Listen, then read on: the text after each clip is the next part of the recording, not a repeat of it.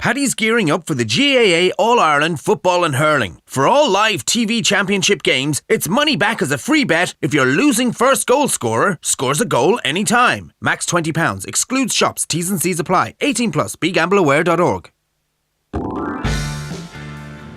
Hello and welcome along to the GAA Postcast. I'm David Jennings from the Racing Post and I've got some really, really bad news for you. Brace yourselves. It's the last postcast, GAA Postcast of the year. Well, that is, of course, unless it's a draw between Dublin and Mayo in the All-Ireland final, which is not necessarily out of the question as we saw last year. So for the All-Ireland Football Final podcast, we've got a brilliant panel lined up. We've got Kevin McStay, the former Mayo legend and current Roscommon manager, and we've got Damien Fitzgerald from our sponsors, Paddy Power. How you doing, lads? Hey David, how are you? Great. All excited. So before we get stuck into the action, we're going to kick off with our quick fire questions. And the first five are to you, Kevin. Number one, very simple. Who will win the Footballer of the Year award?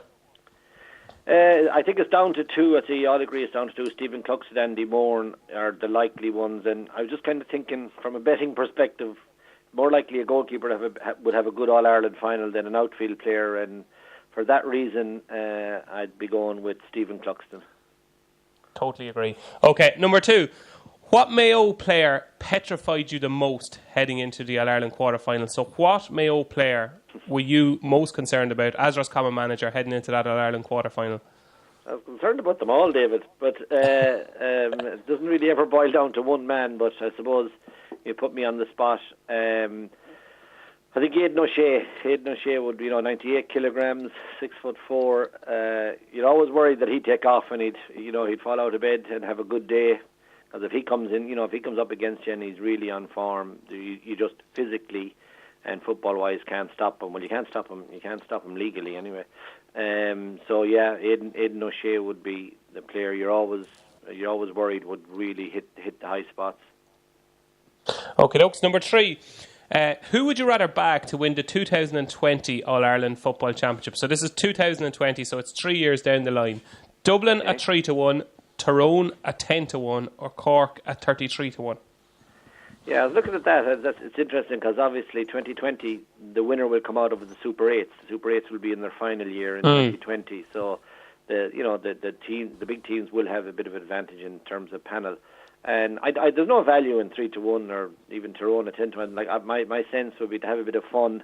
Cork will have regenerated, recovered, and got themselves together. I feel well by then. They always can bring a big team, a massive amount of clubs down there. So at 33-1, I think you'd have an awful lot of fun in saying that Cork will win the 2020 final. Kevin McStay was always vulnerable to a little bit of value. 33-1 Cork to win the All-Ireland in 2020. Okay, number four. What is the funniest thing you've seen or heard in the Roscommon dressing room since you took over? Yeah. Now, I know you have a few characters in there. Yeah, well, we have. And I won't say who told the joke, but it was one of my players. But back in the springtime, we were under awful pressure, as you remember. I was going to say we were under pressure for a few weeks. We were under pressure for a few months. But the story was going that there was this, the management were under awful pressure, and there was this old dear was down at Tesco, and she was laden with heavy bags. She got, as she was coming out the door, she had two big shopping bags in each hand, and one of the lads came up to her and said, "Sorry, Mrs. Can you manage?" And she said, "You can feck off if you think I'm going to manage you with Kevin McStay." So you got to think about that one. I like it. Okay. Number 5. If you could rob one player, and I'm sure you'd like to rob many more, but if you could rob just one player off the current Dublin team for your own Roscommon team, who would it be? Well, we're talking about Cluxton already. And see, the thing is, and I also threw Dean Rock into the mix, one of the two of them, because they have a big technical part to play in the modern game. One taking kick-outs, the other taking frees, and they are just so excellent at their specialities that either one of them, Stephen Cluxton or Dean Rock, would be massive acquisitions for any team. And in particular, my team at the moment, we're a young team, and these guys would be, serious to have them around the place, able to get the new blood ready. And are you going to pick one of them too? If I'm pushed to it, like Cluxton has modernised it. Like the modern game is so much about the restarts. and he just has no equal, and that's simple as that. Even though he's coming to the end of his career, he wouldn't be good value, as you might say, David. But he's well still, into his 30s. But if you only had him around for the 1 year, I'm sure he could pass on his knowledge. But I don't know, can you pass on ability? That's the problem. Us goalkeepers have a longer playing career than the outfield fellas that are at nothing all their life. What is he? He's 34, 35, I think. He's well up 33 anyway. Is he? Yeah. But of course they do go on forever, the goalies. Absolutely. Okay, Damien Fitzgerald from our sponsors, Paddy Power. Your 5 quick-fire questions. Number 1, what was Paddy Power's biggest payout on the All-Ireland hurling final? Well, our biggest payout would have been on Galway, both for the match and the All-Ireland. We probably paid out around 500 grand between the two on them. But we were happy enough with it, really, because that was a good result. We hit the handicap draw, so we were happy enough. If we get as good a weekend this weekend, we'll be happy enough. Before you go on, are you telling me that because the handicap was a draw, that you would have made a profit out of between the handicap and the win market, you would have made a profit? Yeah, a handicap draw, generally you'll get a few people back in the handicap draw, but generally it'll be a good result for you. So we made a bit of money on the hurling final. We did lose a bit of money on David Burke in the match. That was probably the big loss we had. So we laid him fairly heavily. Bicycle, David, do you? That doesn't happen. So David Burke from Man of the Match, what price was he, Damien? He was 20s, and we laid it heavily enough, so we took a bit of money off us on that one, all right. Okie dokes. Number 2, what has been the biggest bet placed so far on the All-Ireland football final, and who was it on? The biggest bet so far we've taken in the match betting was 5k on Dublin at 2 to 5. Biggest bet we've taken on Mayo is about 2k. We'll probably see that go up higher as we get towards the weekend, and we'll probably take a bit higher than that, but that's the biggest bets at the moment. Yeah, a little bit surprised that's not higher, actually. Okay, number 3, what is Paddy Power's worst result in the Footballer of the Year market? You were just discussing him earlier, and you have me worried. Stephen Cluxton is by far our worst result this year. 13 to 2 he was 2 weeks ago. 13 to 2. He was 150 to 1 or 200 to 1 at the start of the year. So we've laid him at all sorts of prices, and it looks like we could be in a little bit of trouble there, depending on the results Sunday, of course. Absolutely. So Stephen Cluxton. Okay, number 4. If I gave you a tenner right now, and I'm not, if I gave you a tenner right now to have any team to win the 2018 All-Ireland Football Championship, who would you put it on?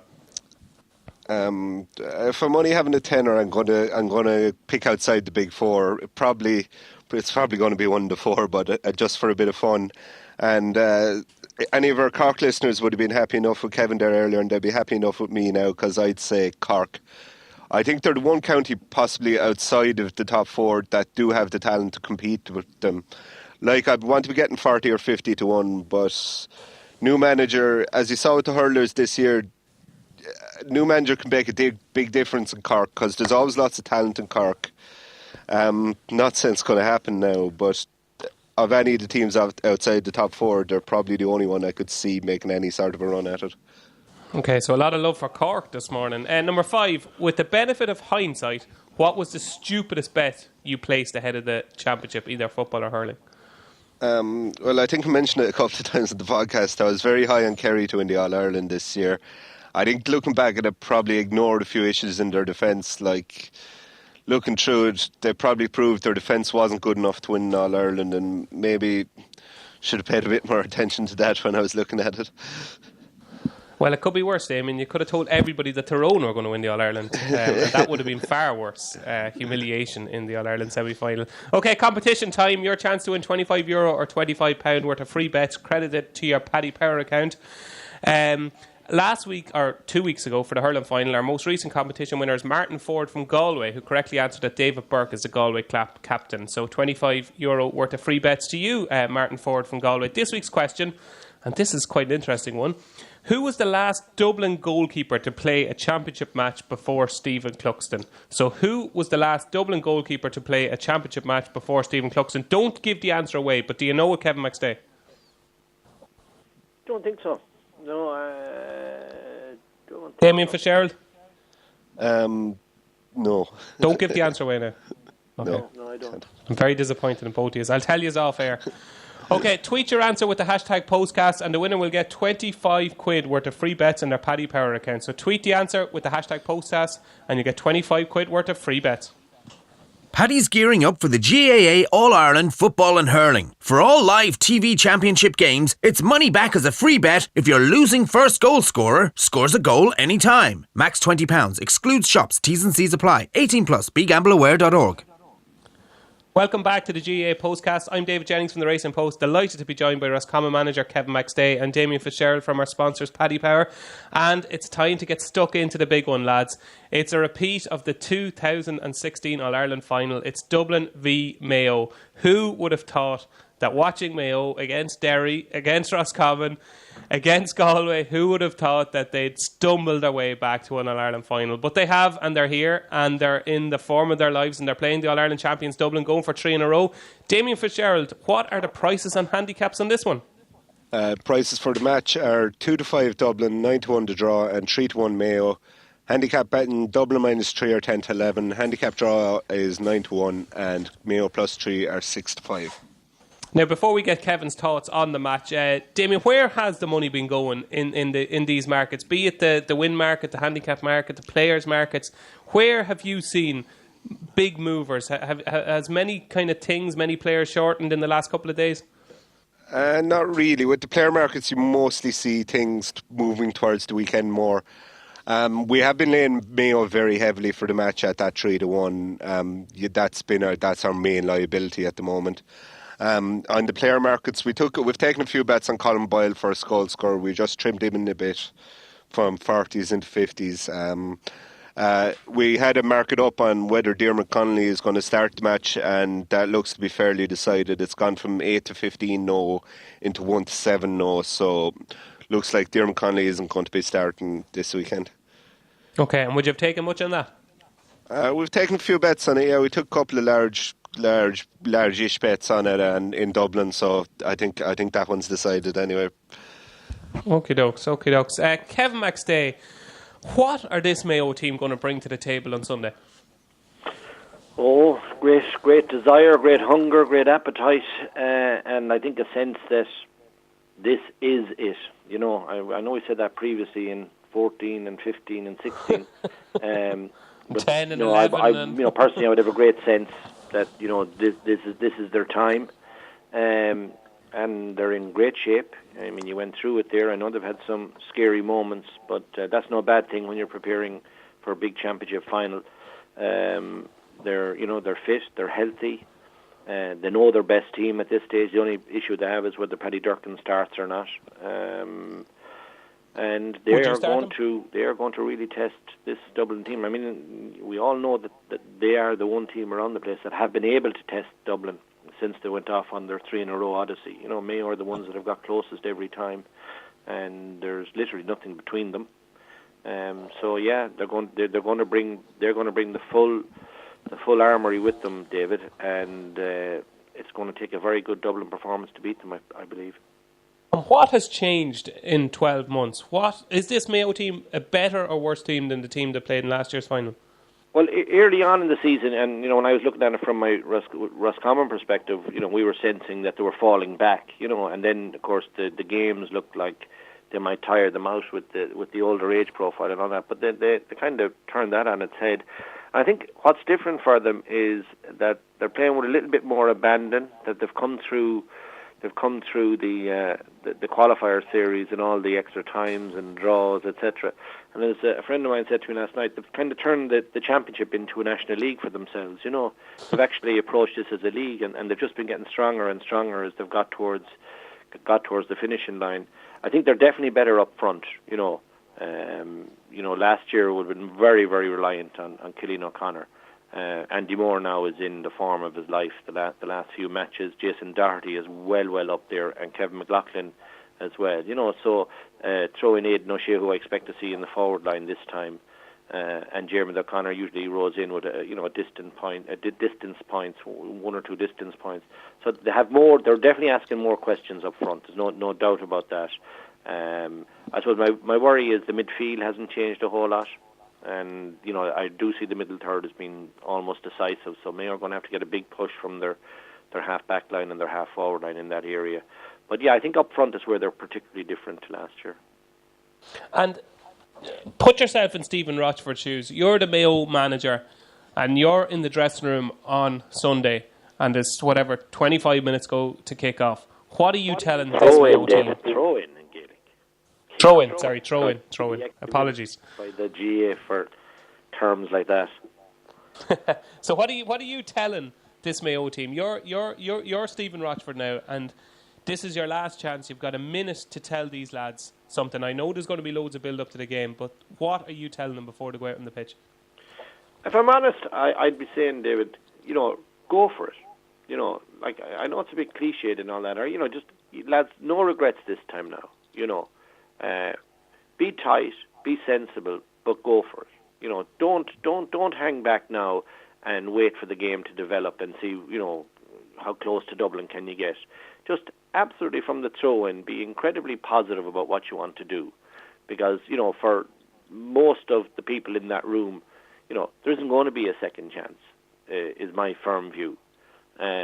So you can't, as I've often said before, you can't die wondering about this event now. It's there, it's real, it's, as you said, 25 minutes time, there's a guy going to throw in the ball and make every encounter then a positive one. Just go for it with full abandon. Don't dwell on what happens. Just next ball, and try and be incredibly positive about that. I think that will get them a long way down the road.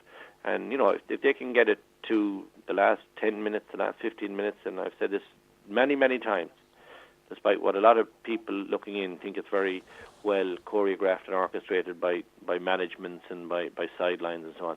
You get tight with 10, 15 minutes to go, chaos reigns in Croke Park, essentially. And it's just a break of a ball then, a referee's decision, a shot that goes over, a shot that goes wide, gives you the momentum for the last 7 or 8 minutes that brings you over the line. And that happens so many times in these big matches. So, nobody knows how this is going to pan out. The All-Ireland story is going to be a day all of its own. It nearly always is. So, the 3-2-1 that Damien's talking about, okay, it looks outlandish, especially with Tyrone. I saw we're 5-2 in the semi-final. I just don't understand how that could be, how Mayo could now be out at 3-2-1. But I suppose that's the market. But that won't matter. That sort of, those numbers don't even be in the dressing room. It doesn't enter their head. The Mayo dressing room will be nothing but positive and thinking of winning the final. Jeez, I nearly want to run out there myself after that, Kevin. And looking at Dublin, we've seen so much of them in the last couple of years. I suppose the one thing that people want to know is, and they haven't been tested at the moment, what are Dublin's weaknesses? Well, I don't necessarily row in what they haven't been tested, David, because they're going for 3 in a row. This isn't the team that's going for their first one.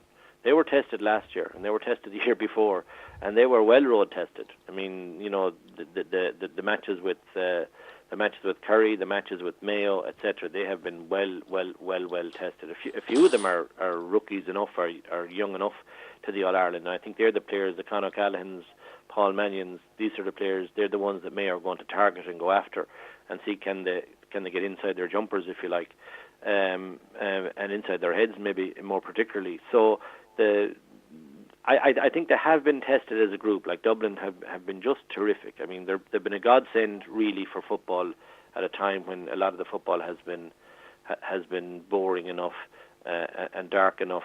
They've done a fantastic job. So I don't go with they haven't been tested. Now you ask me what's their weaknesses. Very hard to say at the moment because they've just flown through the championship this year. I mean, they've just taken all comers. But one thing I'd point to, look at the National League win of Kerry back in, when was it, April? In April.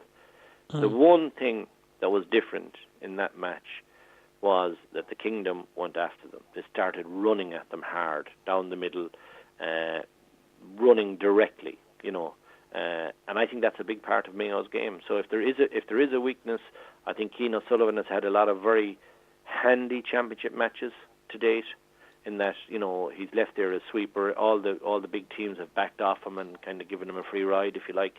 And I'd love to see what the reaction might be if Mayo push up hard and man mark him, and put 11 on him, put number 11 on him, like Aidan O'Shea perhaps, or whoever it's going to be. So I see that's a possible weakness. The high ball in the full forward line would definitely be a difficulty for Dublin in my view, because they're not good over their head, and they tend to break the ball. Now they get numbers back there, but if you've pushed up and marked all those numbers, the breaking ball now becomes 50-50. Whereas up to now, the Dublin full back line have been able to break the ball with the luxury of knowing the 3 or 4 lads waiting with their buckets open in front of them of their own defenders. So things like that, David, I think that's where Mayo will try to get at them. If Dublin have weaknesses, I think that's possibly where they are. But trying to exploit them ain't going to be simple. Damien Fitzgerald, what type of game have we in store this Sunday? Like total points markets, would you be an under or over man? And goal markets, would you be an under and over man? Is it going to be open, expansive? Is it going to be tight and cagey? What's your thoughts? I suppose if you look at the game, you'd expect it to go somewhere along the lines of the 2 All-Ireland finals last year, where I don't see it being either very high scoring or very low scoring, where our total points are set at 36.5 at 5-6 either side. If I was going either side, I would probably go on the unders, I think. Just 37 points seems like an awful lot in an Ireland final. They're generally tight enough. Like, I think you'd want one team to be probably running away with it. If the game stays tight, I think it'll probably stay under 36.5. So I think I'd probably be on the underside. On the goals, I think the goals are interesting, because I think if Mayo are going to win the game, they're going to need to get more goals than Dublin. Dublin full backline has looked very good so far during championship, but not sure they've been under the most pressure, and a lot of the time they've been only marking 1 or 2 players. I think Jason Doherty and Andy Moran are very important players. If they can get a bit of success against the Dublin full backline, just get on ball, even hand it off to runners coming through, I think that needs to happen for Mayo to have a chance here. And like, looking at the game from a betting perspective, Damien, like, what way are you siding? Like, do you think Dublin are the right price? Personally, and we've had a bit of debate about this in work, but I think they're a little bit short. I think 3-1 Mayo is probably a bit big. It's bigger than they were in the All-Ireland final last year, and I think they showed last year that they can compete with Dublin. Like, Mayo have always competed with Dublin. They might not have beaten them, but they really have competed, and Dublin have never got it very handy. And there's probably a couple of those games where if things had fallen right for Mayo, they'd have got the win. So I think 3-1 Mayo, definitely. If I was backing either side in match betting, it'd be the one I would be backing. Okay, dokes. Kevin McStay, I was at the Dublin-Tyrone match. Now, I was a big fan of Tyrone all year. I just thought the system that they played would suit a team like Dublin. Dublin blew them out of the water. They stayed wide. They didn't panic. They kept possession. They ran when they had to run. They went backwards when they had to go backwards. It seems they're just the calmest, assured team I've seen in my lifetime. Maybe now back in your day, back in the 20s and 30s, you would have seen football at a different level. But how do you ruffle up this Dublin team? Like, it's like as if nothing phases them. Well, not easily. But maybe one thing that might phase them is if they're behind. You know, that's something we just don't know. You're 4 or 5 behind now in an Ireland final, which by the way they were previously against Mayo. But you'll recall those very, very fortuitous goals brought Dublin and kept Dublin in it at a time when they were struggling. So they look incredibly comfortable at the moment, but Tyrone didn't put a glove on them, and which was why I was saying earlier, I just find it incredible that Mayo are gone out 3-1 when Tyrone were 5-2. It's very, very strange sort of an odds, but because Mayo are definitely more suited to having a cut at Dublin than Tyrone was. The big gamble with Tyrone was, in terms of football now, was that their blanket defence was, this was going to discommode Dublin. But obviously they're really well coached, David. Like you can see that they have worked on this and they understand the dynamics of trying to beat blanket defences and so on. Because it was the one area that they suffered in previously, against Donegal and Tyrone previously and Monaghan previously.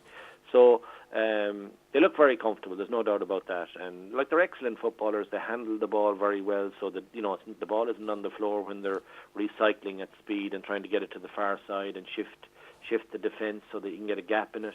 to do all that at speed and with good skill execution. So that's always going to help you probe and form gaps in the opposition defence when you can do it at speed and at high skill.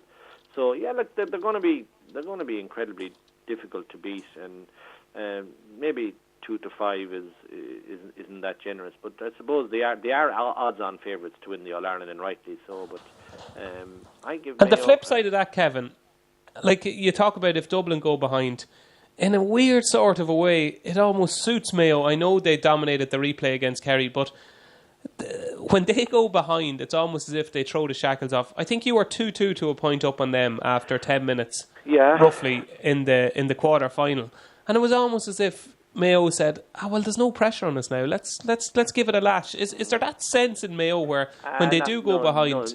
No, David. I don't think any team or manager, supporters kind of would we're better if we're behind. I mean, think about that now for a second. I mean, the day against us,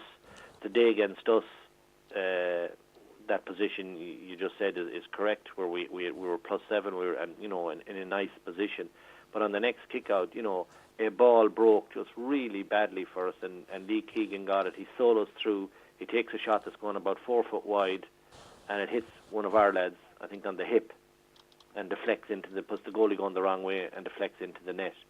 You'd hardly say he was thrown off the shackles now. He was taking a shot that was going wide. These are the moments in a game, that just change. It's the story of the game. So, I would much prefer to be 7 up or 9 up.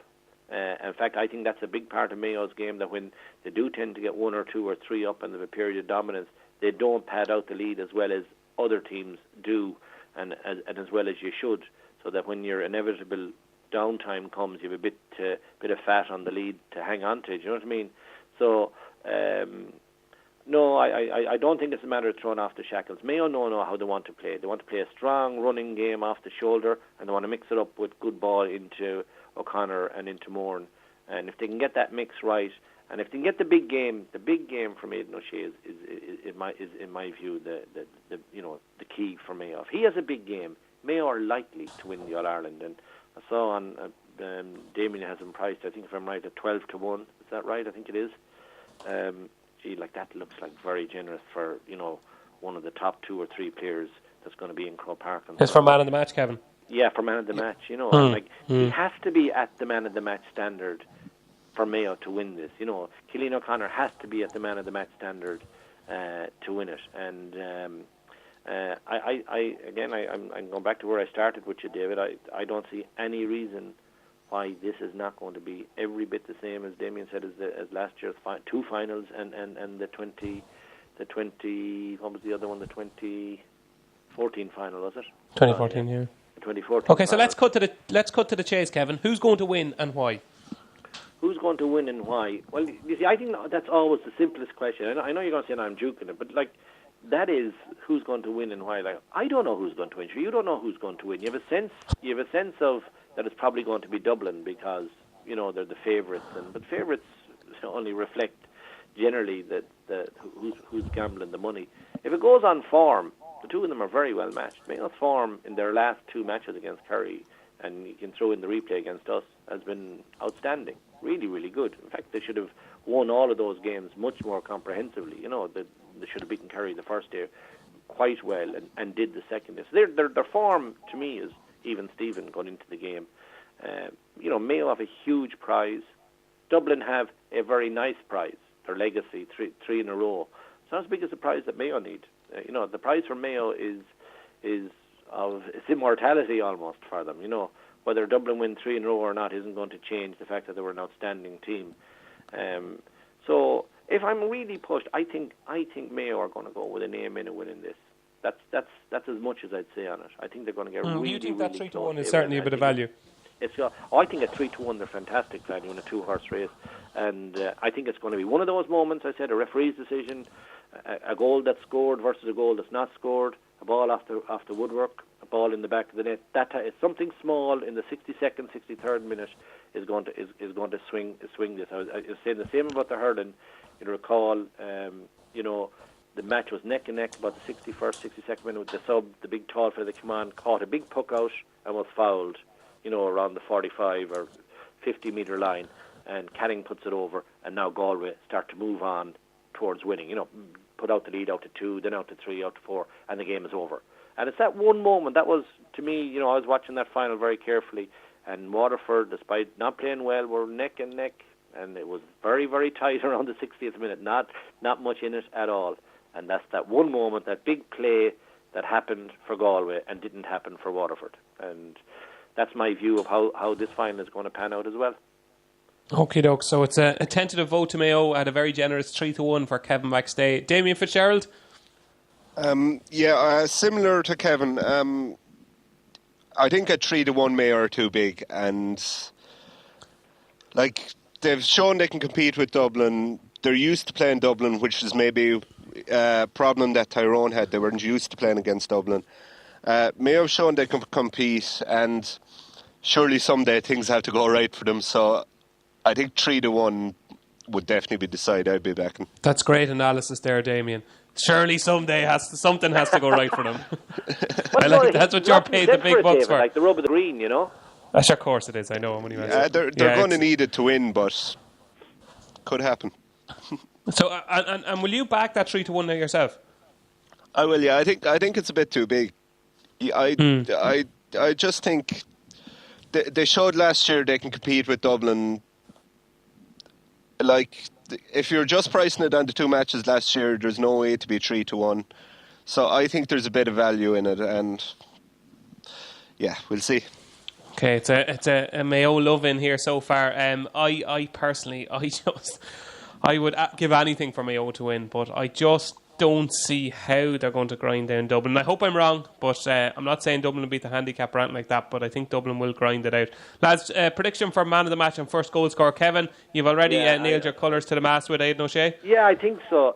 What was your other question first? And first goal scorer.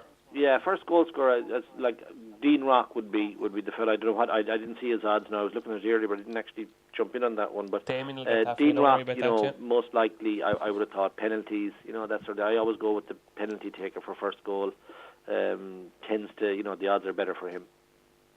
Damien, a price on Dean Rock for first goal scorer? Dean Rock is 11-2. And Aidan O'Shea is 12-1 for man of the match, is he? Aidan O'Shea is 12 for man of the match. Yeah. And your two picks?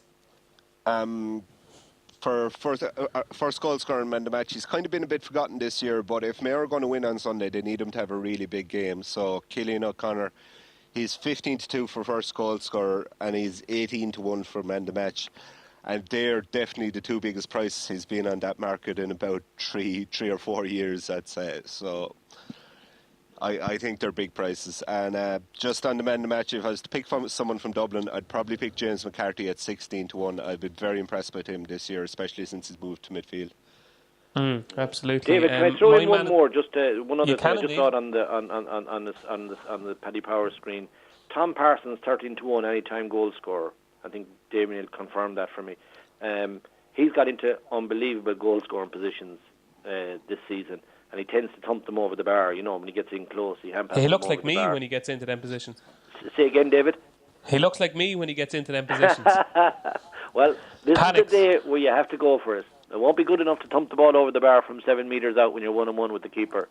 And I think Parsons gets into really good forward positions, and I think a 13-1 anytime goal scorer. It caught my eye. Absolutely, yeah. No, nice price as well. I thought Jack McCaffrey was brilliant in the All-Ireland semi-final, and I think it's a type of game that could suit him again. And first goal scorer, I'm going to go for my old pal Paul Mannion in that one. So there you go, lads. All that's left to reveal now is our best bets of the match, and that the 2-point handicap could be obliterated. I'm going to kick off here because I think I found one. I don't know if Damien Fitzgerald from Paddy Power was pricing this up, but I think you've got one thing completely wrong. And that is the 5-4 on offer with Paddy Power for Dean Rock to score more than Cillian O'Connor. I think this is a rick, as we call it in bookmaking terms.